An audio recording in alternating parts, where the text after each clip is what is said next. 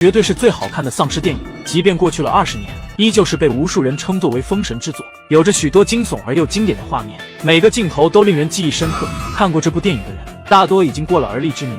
它就是上映于2002年的《生化危机》，故事以保护伞公司的秘密研究机构为背景，它是全美最大的生化科技企业，也是最大的盈利组织。每10个家庭中有9个都在用他们的产品，更是和军方有着密切的合作。在浣熊市的地下，就有保护伞公司的蜂巢实验基地。这天，男人把绿色解药全部取走，随后把蓝色病毒试剂故意摔碎，T 病毒开始通过换气系统蔓延。所有员工都未意识到危险的来临，只有笼里的狼狗似乎嗅到了危险的气息。没多久，基地的超级系统红后扫描到了有病毒泄露的危险，于是便自主启动了安保系统，所有出口全部关闭，电梯也停止运行，并开启麻醉瓦斯。刚开始大家还以为是火警演习，直到有人开始领盒饭，才意识到事情并不简单。所有人都在慌不择路地逃跑，甚至意图从电梯狭窄的缝隙中逃离。估计是吓尿了，还没来得及体会劫后余生的感觉，电梯再次运转。主角爱丽丝在浴室中醒来，但却发现自己失去了记忆。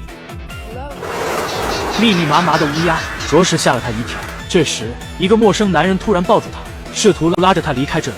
爱丽丝还不知什么状况，又有几名全副武装的人破窗而入，男人被当场制服。即便男人声称自己是警察，但这些人根本不予理睬。随后带着爱丽丝和男人走到了别墅地下通道，这里停放了一辆火车，车厢里有一个昏迷的男人，醒来后也什么都不记得了，和爱丽丝的症状如出一辙。他们开着火车前往蜂巢基地，一行人很快到达了目的地。就在准备打开基地大门时，懵逼的爱丽丝不想再懵逼了，质问队长这到底是个什么情况。队长这才说出实情，原来爱丽丝和他们一样，是保护伞公司雇佣的士兵，而车厢的男人正是爱丽丝的假老公查理。他们所住的别墅就是蜂巢的紧急入口，来这的目的就是解救实验室的幸存者，并要搞清楚这里到底发生了什么。他们顺着楼梯快速地向地底深入，当他们急于寻求前往红后机房的路径时，殊不知被淹死的员工突然睁开了眼睛。佣兵小队进入到一个区域，里面全是巨大的容器，地上还铺满了粗大的管子，里面装着未知的生物。面对如此形势，队长留下2名队员和警察在原地，其余人则继续赶往机房。可当几人刚进入一个通道时，身后的闸门突然关闭，是红后启动了防御系统。技术员想要破解，可似乎并没有这么简单，一道激光快速向他们袭来。虽然队长3人及时躲避开，可1名队员还是被切掉了几根手指，后面的女队员更惨，当场被削掉了脑袋。然而激光并没有打算停止，很快下一道激光再次来袭。1名队员本想跳起躲避，可激光不讲武德，竟然变道，被直接拦腰斩断。队长抓住上方逃过一劫，外面也是非常着急。然而这一次的激光不再给队长任何机会，完全的死局避无可避。当打开闸门的一瞬间，眼前的场景令几人头皮发麻。还没有进入机房，队友已经牺牲过半。爱丽丝陪着技术员继续执行任务，2人顺利来到机房。当他们将设备装在主机上时，红后的全息投影突然出现，他请求2人不要这么做，否则将会发生更可怕的事情。但技术员并没有听劝告，依然执意关上红后的主机。You're all going to die down here. 随着红后被关闭，整座基地的安全系统随之瘫痪，所有的安全门全部被打开。就在这时，留守的队员听到异常的声音，阿珍拿着武器上前查看，结果发现了1名研究员，他以为是幸存者，殊不知他已经感染了 T 病毒，变成了毫无人性的丧尸。阿珍被狠狠地咬了一口，好在另1名队员阿东赶来把他拉开，并立刻举枪进行警告，可丧尸肯定听不进去，再次站了起来。无奈的阿东只好朝对方腿上打了1枪，并未起到作用，又是1枪。眼看形势不对，阿珍抬手就为了他一梭子血，这才将丧尸打倒在地。其他人闻声赶来，下一秒尸体竟然不见了，地上的血液已然凝固。警察皮特表示，只有死人的血液才会如此。众人还在懵逼到底怎么回事时，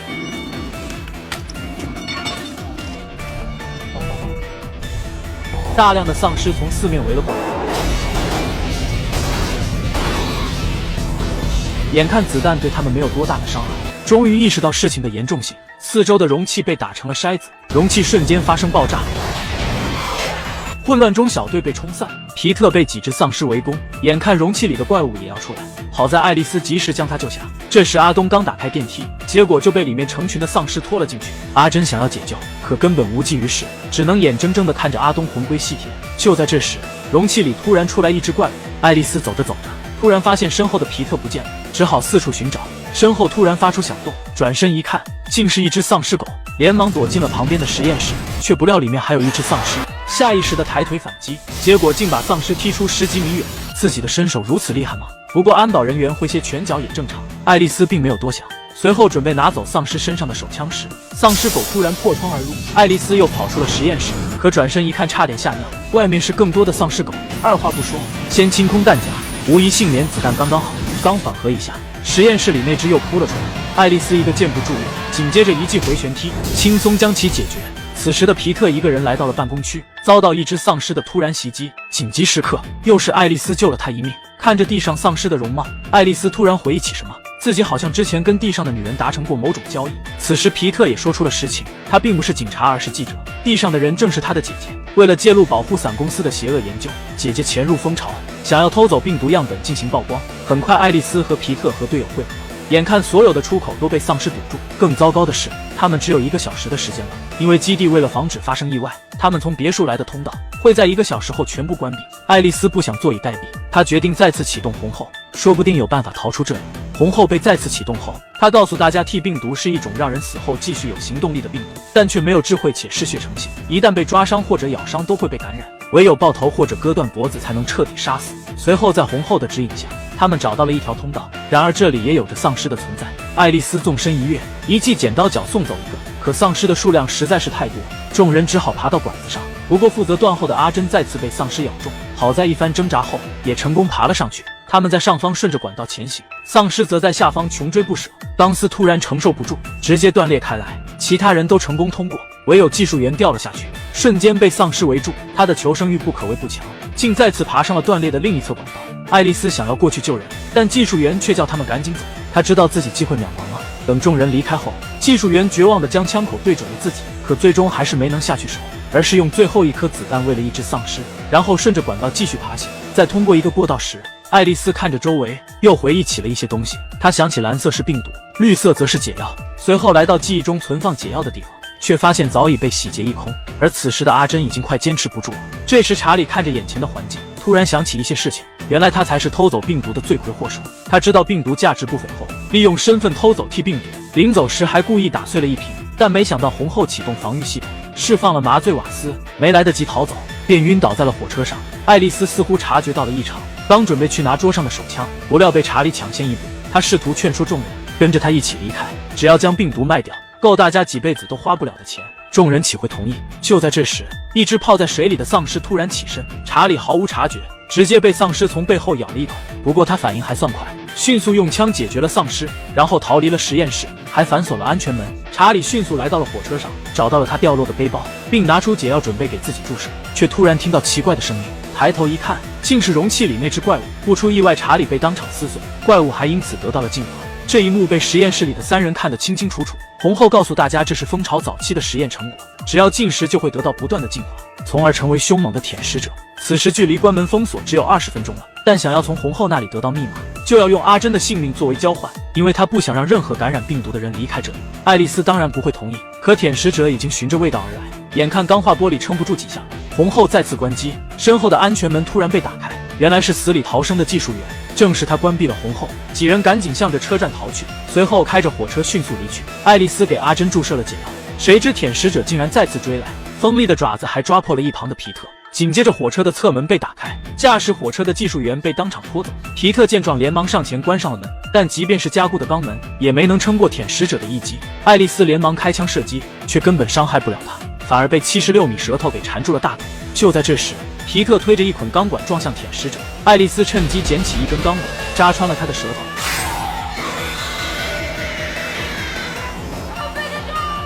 皮特刚一转身，竟发现阿珍已经开始变异了，可能是感染时间太久，解药并未起到作用。皮特果断一枪送走阿珍，然后打开下方的舱门。舔食者在高速的摩擦中燃起了大火，皮特按下了按钮，关闭了舱门。最终2人在封锁之前成功逃到了别墅。就在爱丽丝准备给皮特注射解药时，一群身穿防护服的人突然闯入，不仅带走了皮特，还抓走了爱丽丝，并用 T 病毒2代分别对他们进行了身体改造。同时为了确定蜂巢基地的具体情况，保护伞公司再次派出小队打开蜂巢。随着大门的打开，不仅放出了里面的丧尸，还放出了更为凶猛的舔食者。随着小队的全部失联，保护伞高层意识到问题的严重性，采取了紧急预案，迅速接走一些重要人物，其中就包括 T 病毒的研发者查尔斯博士。然而就在带离查尔斯女儿撤离的时候，却意外发生了车祸。此时的浣熊市居民并不知道危险悄然来临，大家像往常一样该上班的上班，只是多了一些恶意伤人事件，还把伤人者抓到了警局。但是这名叫吉尔的女警察发现了不对，直接掏出枪把所有丧尸全部击毙，随后叫大家尽快离开浣熊市。就在此时，保护伞高层凯恩趁着混乱，启动了准备已久的爱丽丝计划。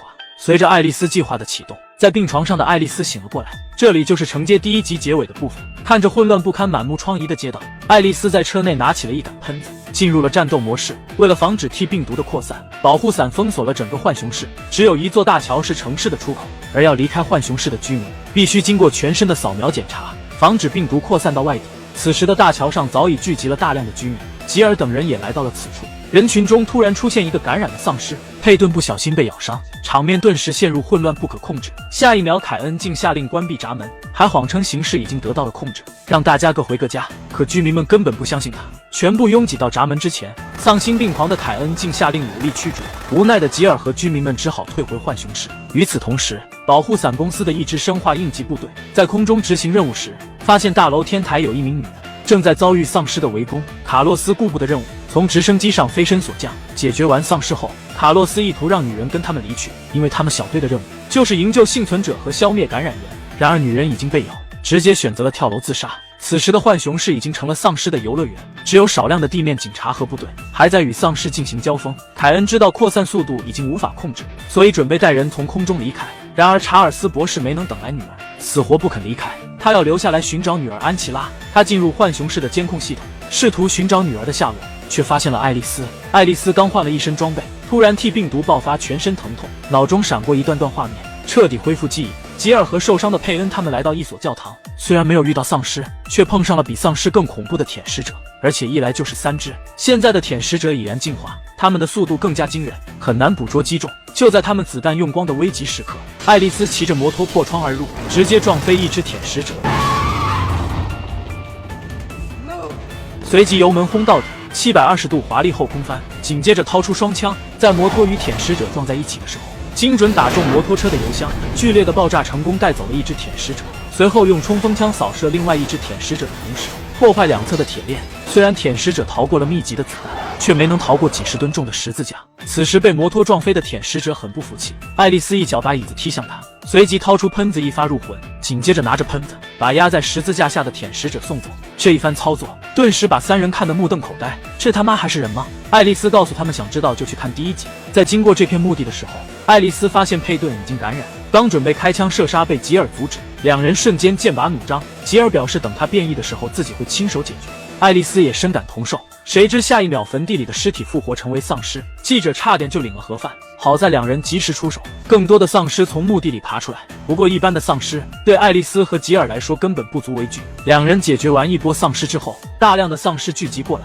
众人迅速撤离此地。与此同时，驻扎在城外的营地里的保护伞公司发现 T 病毒的感染已经到了峰值。为了测试爱丽丝的战斗能力，凯恩下令启动复仇女神计划。随着命令的下达，同样被 T 病毒改造过的马特从病床上醒来。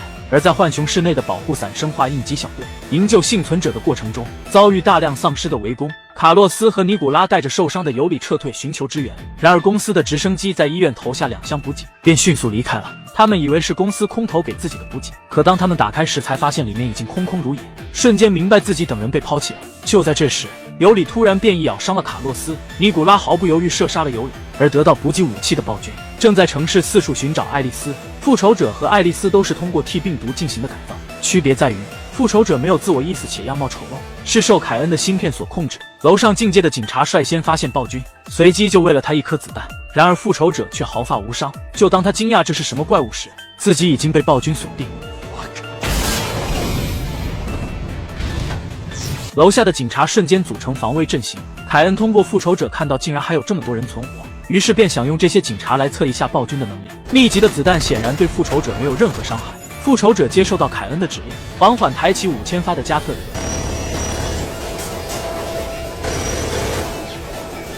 一番扫射过后，唯有手持沙漠之鹰的黑子以外无一生还。黑子吓得扔下了武器，检测到威胁为0。复仇者转身离去，爱丽丝等人还在城市寻找出路。不过没走到电话亭，便会有电话不厌其烦的响起。爱丽丝无奈只好接通了电话，原来是查尔斯博士打来的。他可以帮助爱丽丝逃离浣熊市，但条件是要爱丽丝救出他的女儿安琪拉。博士还透露了保护伞公司的计划，浣熊市的感染已经不可控，他们封锁了整个城市，天亮后会投放一颗小型核弹，把整个浣熊市夷为平地，顺便抹除变异和病毒的一切证据，最后把罪责推到核电站爆炸身上。因此他们不得不接受这个条件。在寻找安琪拉到一处桥上时，爱丽丝嗅到了危险的气息，紧接着复仇者便在桥下进行了疯狂扫射，佩顿不幸被打成了马蜂窝。爱丽丝让吉尔带着记者迅速撤离，随后自己从大桥上一跃而下，和复仇者展开精彩的对决。这一战的数据也被凯恩记录下来。爱丽丝手持双枪急速向复仇者靠近，怎料子弹根本伤不到她。面对复仇者猛烈的攻击，爱丽丝只好灵活躲避。看着眼前的栅栏，她一跃而起，竟有7、8米高，轻松越过，落到车顶。然而身后又是一记火箭筒来袭。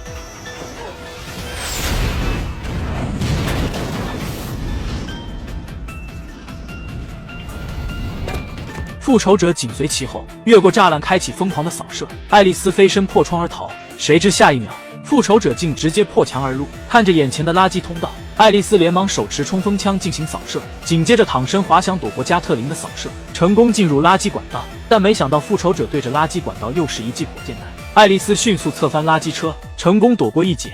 此时的吉尔和记者正开车前往学校，途中恰好被黑子拦住，看到黑子并没感染，便带上他来到了学校。三人分开寻找的时候，黑子率先遇到了丧尸，好在卡洛斯及时救下了他。原来他们也接到了博士的电话，记者遇到了小女孩，以为是安琪拉，不幸却是感染者，转头就被一群小丧尸给团团围住，下一秒就被分而食之。摄影机还清楚地记录了这一幕。吉尔听到惨叫后，循着声音来到一间教室，在这里发现了安琪拉，两人准备离开，却遇到了丧尸和丧尸狗，只好躲进了学校厨房。没想到这里有很多丧尸狗，吉尔迅速打开所有的燃气，然后点燃火柴，潇洒地抛向后方，准备炸死这里的丧尸狗。可尴尬的是，火柴在半空中就已经熄灭。此时爱丽丝华丽出场，把手中的华子精准地弹向厨房。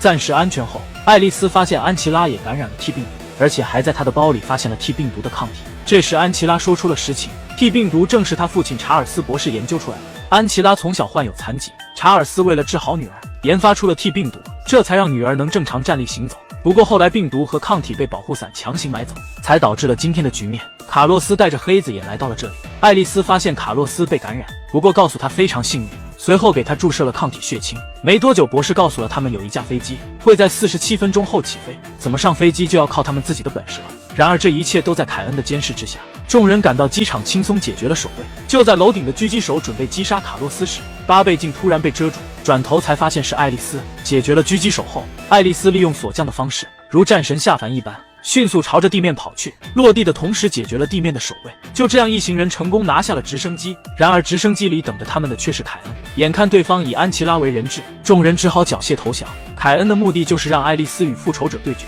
想看看哪一种改造才是最强的试验品。爱丽丝并不想任人摆布，可下一秒凯恩就射杀了博士。如此重要的人物都可以牺牲，爱丽丝不得不同意决斗。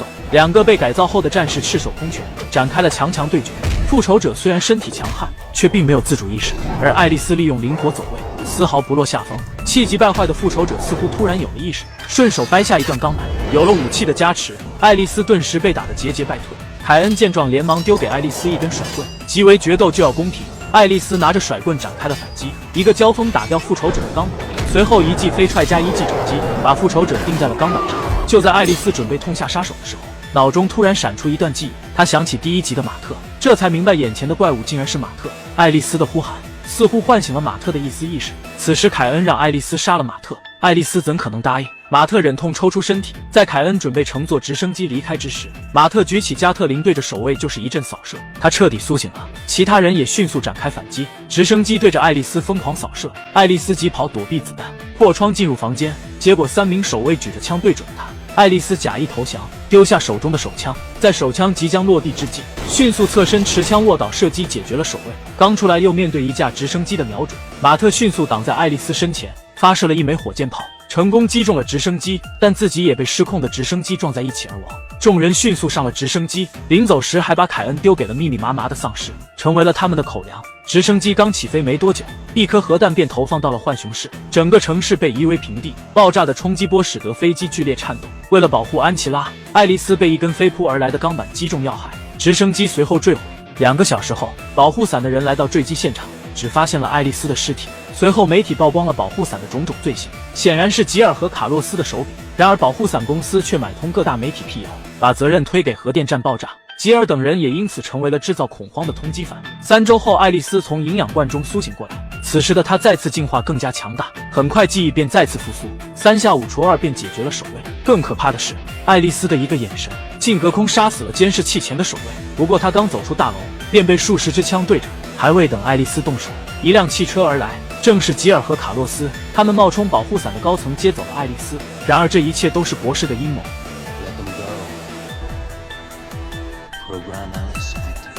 但他后来发现自己的身体被植入了芯片，每时每刻都被保护伞的卫星监控着。为了不连累同伴，爱丽丝选择了不辞而别。然而他不知道，博士当初不仅对他进行了改造，还提取了他的基因，并在美国最后一座地下蜂巢基地利用他的基因克隆了爱丽丝。为了测试克隆体的战斗能力，博士利用机关陷阱进行了一次又一次的变态实验，其中就包括第1集中的激光通道。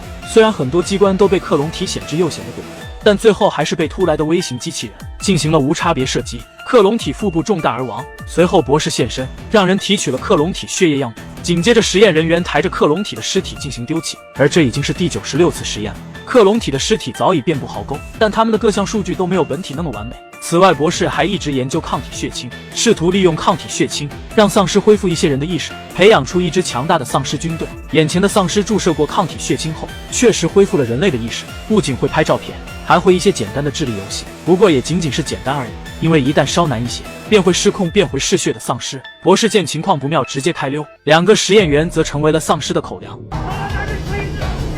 实验的失败让博士深知，只有本体的抗体才能有用。此时的爱丽丝来到一处加油站寻找物资，却意外得到一本日记，上面写着阿拉斯加可能没有被丧尸占据，因此她想把这个消息告诉其他幸存者。另一边，一支克莱尔幸存者的车队正在不停地迁徙，寻找可以生存的家园。他们一边行进，一边通过无线广播寻找幸存者。当初跟爱丽丝一起逃出浣熊市的卡洛斯也在其中。他们一边迁徙一边搜刮物资。这天，他们途径一家汽车旅馆，准备在这里暂住一晚。然而在探查旅馆的时候，黑子遭遇到丧尸的袭击，好在卡洛斯及时出现救下了他。不过黑子却被咬伤，怕队友得知会丢弃自己，便隐瞒了此事。很快车队便开始安寨扎营，卡洛斯也在外围布置了防线。好在晚上并未其他异常，而此时正在睡觉的爱丽丝触发了新能力，周围的石块和摩托车竟漂浮起来。当她醒来时，只是看到掉落的石块和哈雷，而她不知道的是，蜂巢基地的超级系统小白监测到了爱丽丝的能量波动，也因此暴露了大概位置。第二天，车队里的女孩突然被什么动静惊醒，她小心翼翼地打开车门，吓坏的女孩连忙关上车门。乌鸦也已经吃了丧尸肉而变异。此时的车队已经被数十万的乌鸦包围，克莱尔随即向车队下令，待在车里关上窗户保持安静。偏偏在这时，一个易拉罐掉在了地上，乌鸦闻声而起，盘旋在空中，随时准备发动攻击。克莱尔发现情况不对，立刻下令车队离开此地，但一辆坐满学生的校车却被乌鸦挡住了视线，直接撞在了一根路灯上。眼看车窗即将抵挡不住，车队只好将人转移到另一辆车上。虽然小孩被成功转移，但在乌鸦的攻击下，车队也损失惨重，队员只好爬到车顶用火枪反击。与此同时，爱丽丝看到空中的乌鸦，顿时感觉情况不妙，危急时刻及时赶到，救下了即将被火焰吞噬的卡洛斯，随即利用意念开展大招。这种能力实在是变态到发指，仅用意念便烧死了所有的乌鸦。不过这也被蜂巢基地的小白再次监测到，并确定了爱丽丝的准确位置。此时的爱丽丝拿出了那本日记，告诉众人阿拉斯加可能是一处净土，但路途遥远，他们物资不足，因此车队决定先去拉斯维加斯补充燃料。可他们不知道的是，博士已经派出2架直升机，吊着一个装满丧尸的集装箱飞向他们。车队很快到达拉斯维加斯，这里没有了昔日的热闹，整个城市早已被黄沙吞噬。刚发现一处加油站，不过却被一个集装箱拦住了去路。就在车队人员准备清理时，敏锐的爱丽丝发现了异常。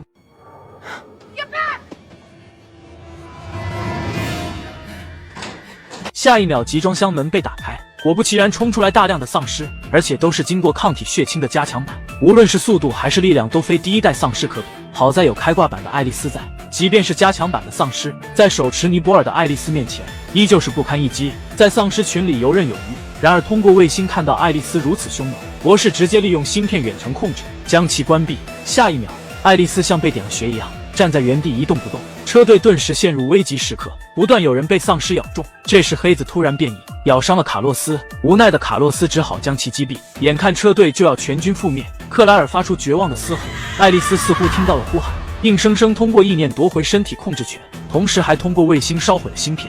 恢复行动的爱丽丝立马加入战斗。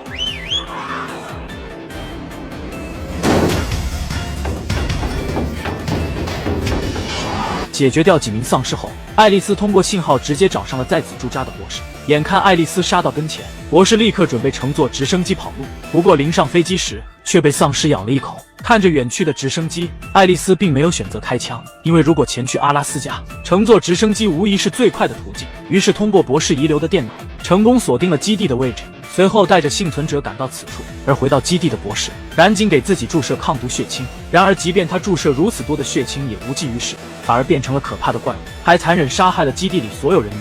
基地外看着如此多丧尸的爱丽丝，还没有想到如何杀进去。即将变异的卡洛斯站了出来，他愿意牺牲自己给同伴换取机会。他开着油罐车闯入丧尸群中，在丧尸群最为密集处将车侧翻。临死之前，卡洛斯很想来根华子，没想到导演真给安排了一只。卡洛斯先点燃了引线，随后点燃华子。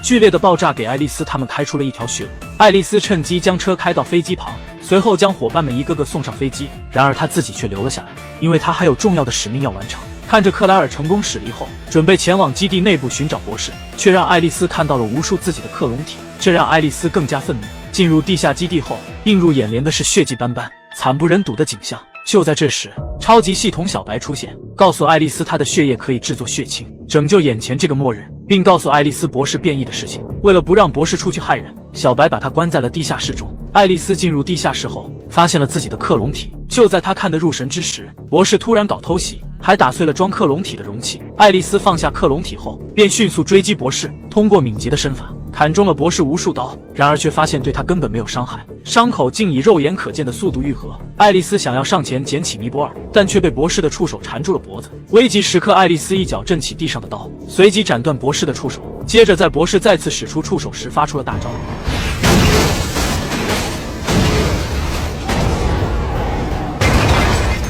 博士见状也不甘示弱，使出绝招狮子舞，